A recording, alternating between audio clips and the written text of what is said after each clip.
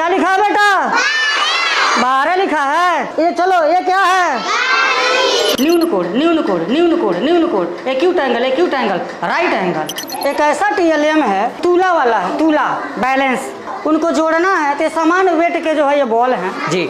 और यहाँ देखेंगे आप 1 से लेकर के 10 तक, 1 से लेकर के 10 तक बनाया गया है। इसको और बड़ा भी हम बना सकते हैं। 2 है और में 4 जोड़ना, 4 धन 2 जोड़ना है। ठीक है। इस बाल को कहाँ लगा दोगे कि वो बराबर पर आ जाएगा? एक बैलेंस है तरह वाला। हाँ, 4 और 2 7 होता है तो बहुत नीचे हो गया। 4 और 2 यहाँ 6 हो गया जी, तो ये बैलेंस हो जाता है। तो ये बैलेंस हो जाएगा जी।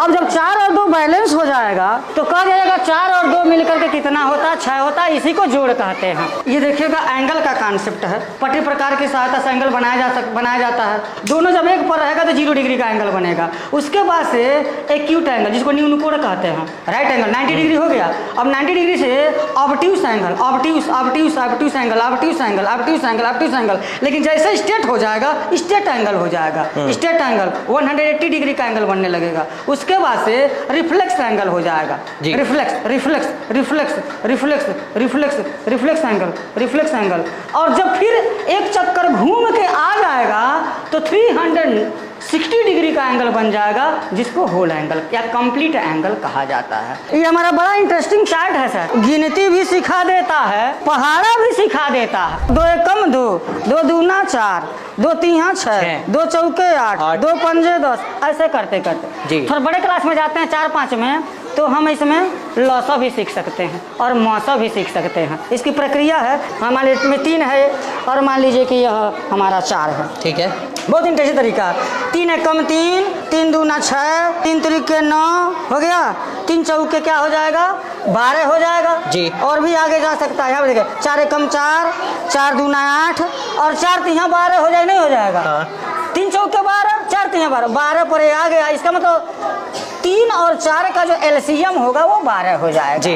टेबल पढ़ते पढ़ते दोनों जब एक जगह आ जाएंगे एक संख्या पर तो वो हो जाएगा उसका जो है एलसीएम। तो ये बहुत ही इंटरेस्टिंग, बहुत बढ़िया कॉन्सेप्ट है। बहुत बढ़िया कॉन्सेप्ट है। खास करके कक्षा 3 में पूर्ववर्ती बता दिया जाता है, पहले की संख्या बाद की संख्या। पहले कहेगा तो इसको इधर जो है इधर पुश कर देगा तो 0 आ जाएगा, यानी कि 1 की जो पूर्ववर्ती है वो 0 है। 1 की उत्तरवर्ती इधर ऐसे पुश कर देगा तो 2 हो जाएगा, माने कि 1 के बाद अगले वाला 2।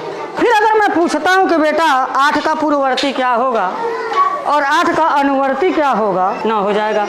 ये जो वेस्टेज जो है उन्हीं का ही आपने बनाया हुआ है? हाँ, जो वेस्ट चीज़ों से, वेस्ट मटेरियल से बना है। जी जी जी जी। ये संख्या है, उसकी पूर्ववर्ती है और उसकी यह अनुवर्ती है। व्हील पर बना दिया, जहाँ पर रुकेगा तो 8 संख्या है।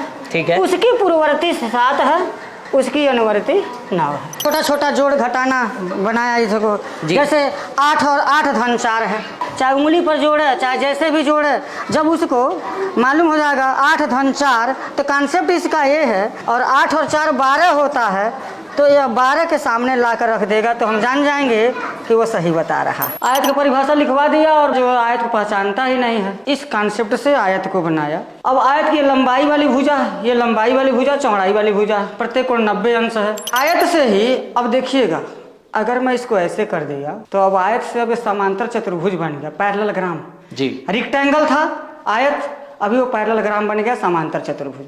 और समांतर चतुर्भुज में आमने सामने की भुजाएं बराबर भी होती हैं, समांतर भी होती हैं।